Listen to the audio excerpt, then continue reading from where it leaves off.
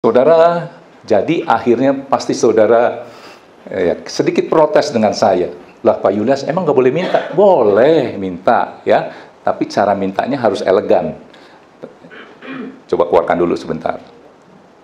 Karakter doa kita jadi berbeda. Nanti saya, apalagi ada nonton di Facebook, sebab sering tuh komentarnya kalau dia nggak nangkep apa yang saya maksud. Lah kok doa nggak boleh minta? Nih, dikeluarin nih, Matius 7 ayat 7. Coba keluarkan. Kan firman-Nya berkata, mintalah. Bagaimana Pak Yulius suruh kita kalau berdoa naik kelas, nggak usah minta, tetapi ucapin syukur. Dia nggak nangkep. Pasti dibalas, dia ngeresponnya dengan kata-kata seperti itu. Nah, sekarang coba, saudara baca ini ya. Firman Tuhan memang berkata, mintalah maka akan diberikan kepadamu. Carilah maka kamu akan mendapat. Ketoklah maka pintu akan dibukakan bagimu. Saudara boleh minta. Tapi udah minta kan cari. Itu cari apa? Cari wajahnya. Bikin Tuhan senang itu bagaimana? Penyanyi yang tadi saya bilang terkenal, dia cari kehendakmu itu, saudara sukanya apa? Kalau saudara ituin TikTok ya, maksudnya search di TikTok, saudara sukanya misalnya sesuatu gitu ya.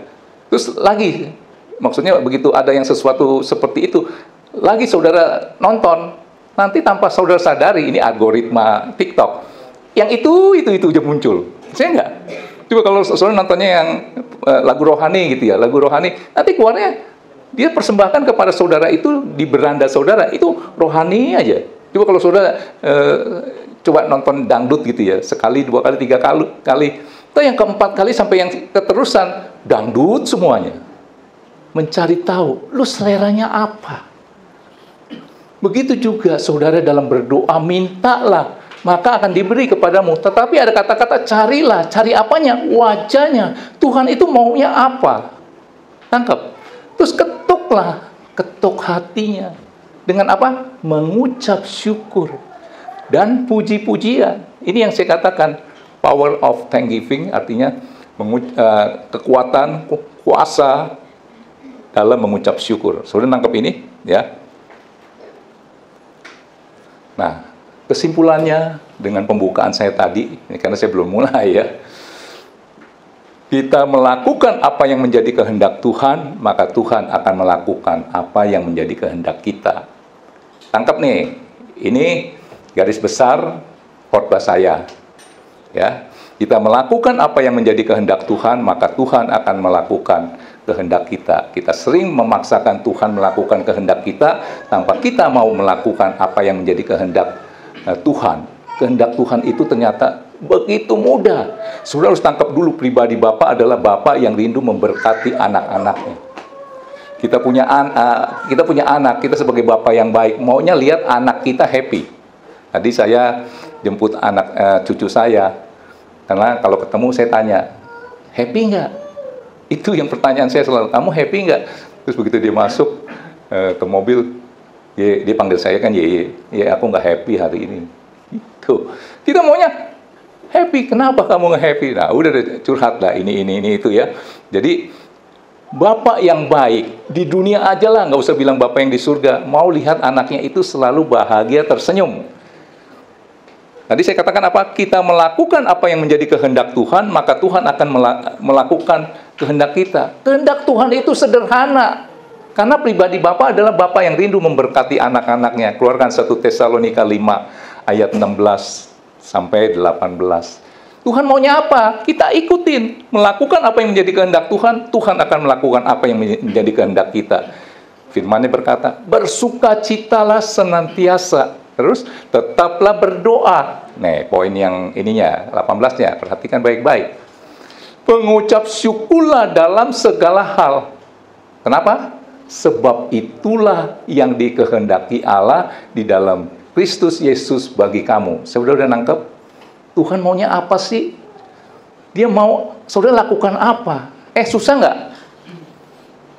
Susah nggak menurut saudara? Ya kalau banyak duit sih nggak gampang Pak Yulius. Tapi saya dapat masalah. Nanti saya kupas satu persatu ya. Kenapa hidup menjadi susah? Karena hidupmu bersungut melulu, nggak nuruti apa yang Tuhan mau. maka Tuhan tidak melakukan apa yang kamu mau. Tangkap ini, ya. Oke, udah baca ini. Tanpa kita sadari, kita sering berkata, aduh Pak Yulius susah melakukan kehendak Tuhan yang seperti ini. Masa sih susah?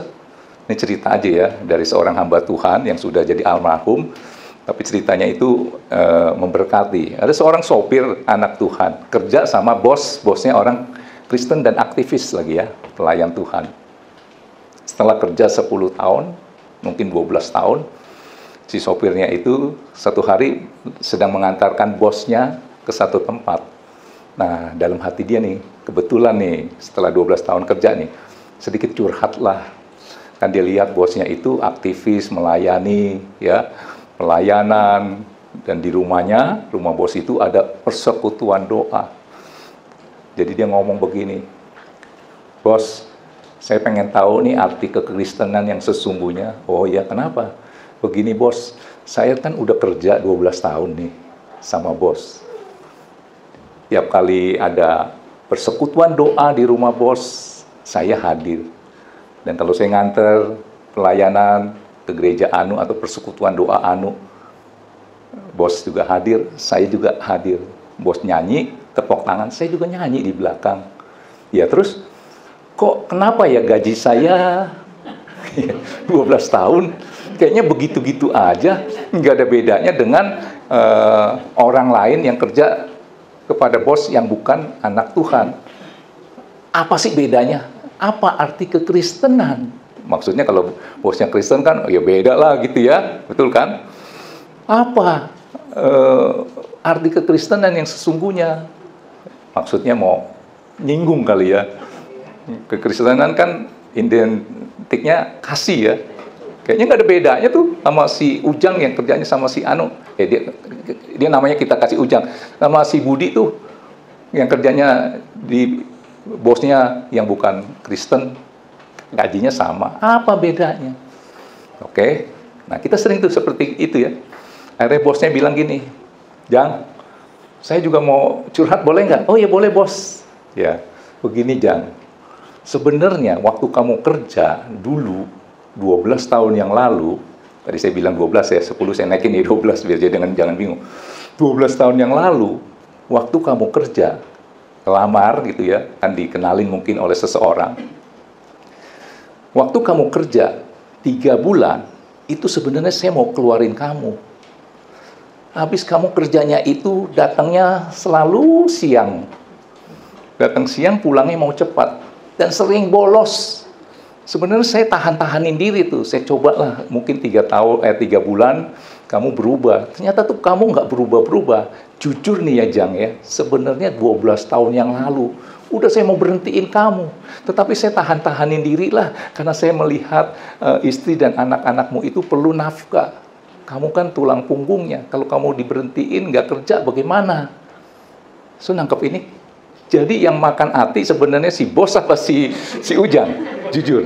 Si bosnya itu sebenarnya udah lama mau berhentiin si Ujang ini. Kenapa? Itu tadi kerjanya sebenarnya nggak benar. Tapi ditahanin. Nah itu.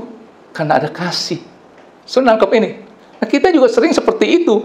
Kita anggap kita benar di hadapan Tuhan ya. Padahal Tuhan mau pencet saudara udah dari 12 tahun yang lalu. Nggak mau berubah-berubah. Hari ini saudara harus berubah. Doanya nggak minta-minta kayak ala pengemis, betul ya?